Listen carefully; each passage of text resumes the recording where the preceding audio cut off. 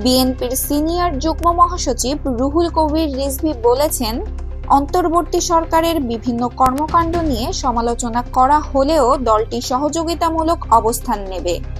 গণতান্ত্রিক পরিবেশের সৌন্দর্য রক্ষা করতেই এ ধরনের দৃষ্টিভঙ্গি গ্রহণ করা হচ্ছে। তিনি বলেন, সরকারকে ব্যর্থ হতে দেওয়া যাবে না। শনিবার 8ই ফেব্রুয়ারি জাতীয় প্রেস ক্লাবে এক প্রকাশনা অনুষ্ঠানে রিজভী এসব কথা বলেন। তিনি অভিযোগ করেন, ভারতের গণমাধ্যম শেখ হাসিনার পক্ষে সরাসরি প্রচারণা চালাচ্ছে, যা কোনো স্বাধীন ও গণতান্ত্রিক রাষ্ট্রের জন্য কাম্য নয়। এটি বাংলাদেশের সার্বভৌমত্ব হস্তক্ষেপে শামিল। রিজভী আরও বলেন, গণতন্ত্র সবসময় হুমকির মুখে থাকে, তাই কোনো ভুল করা যাবে না। তিনি সতর্ক করে দেন যে অরাজকতার সুযোগ নিয়ে যেন কেউ সুবিধা নিতে না পারে। একই অনুষ্ঠানে প্রধান উপদেষ্টার প্রেস সচিব শফিকুল আলম অভিযোগ করেন, নোবেল বিজয়ী ডক্টর মোহাম্মদ ইউনূসের বিরুদ্ধে আন্তর্জাতিক ষড়যন্ত্র চলছে।